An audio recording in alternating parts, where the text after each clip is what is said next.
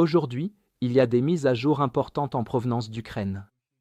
Ici, alors que les négociations en coulisses pour la livraison de missiles Tomahawk à l'Ukraine se poursuivent, au cas où la rencontre de Poutine s'avérerait infructueuse, les premières cibles de cette arme puissante ont été publiquement confirmées.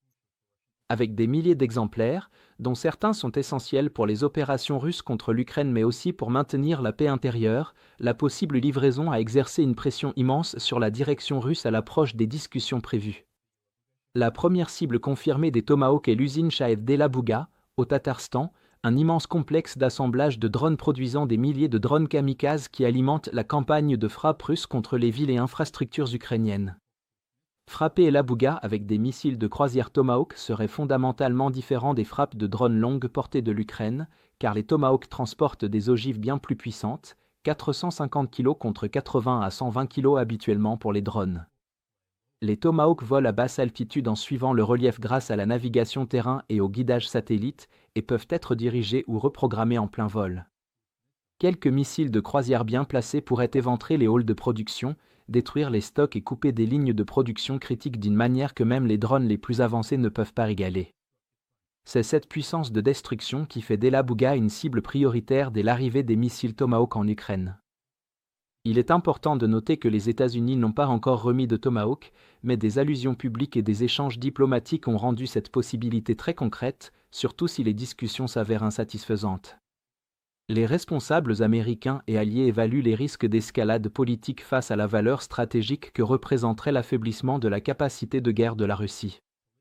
Politiquement, ce geste serait un véritable séisme, car fournir des Tomahawk à l'Ukraine signifierait que le pays le plus puissant de l'OTAN est prêt à permettre des frappes stratégiques en profondeur sur le territoire russe, et pas seulement à poursuivre le soutien tactique qui a dominé les aides jusqu'à présent.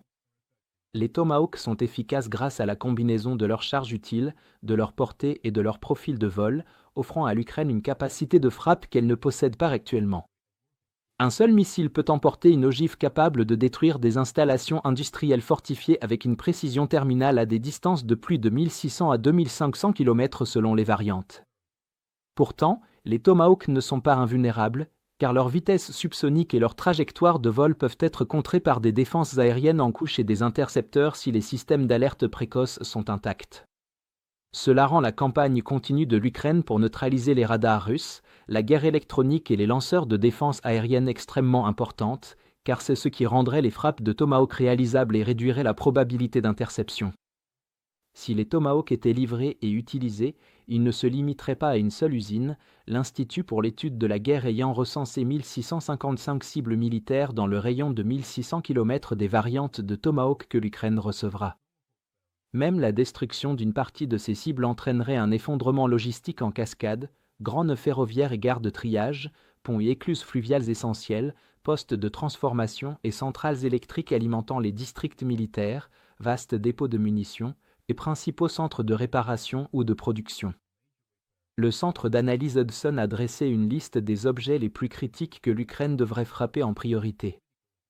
Priver ou dégrader quelques-uns de ces points névralgiques au bon moment pourrait étouffer l'acheminement de carburant, d'obus et de pièces détachées qui permet à une offensive russe de masse de se poursuivre. Un autre axe stratégique devrait porter sur le flux de matériel entrant en Russie. Perturber les principaux nœuds de transport situés à environ 150 km des grands points de passage frontaliers, comme les ponts, les gares de triage, les jonctions et les points de concentration du transport, affaiblirait le soutien logistique des lignes de front. Les routes passant par la Crimée sont particulièrement déterminantes, des dommages portés à des liaisons critiques comme le pont de Crimée ou le passage de Henitchesk auraient des effets disproportionnés sur la logistique du Sud. De même, interrompre les artères ferroviaires vitales du district militaire occidental, y compris les grands ponts, les sous-stations de traction et les transformateurs électriques limiterait les mouvements de troupes et le ravitaillement.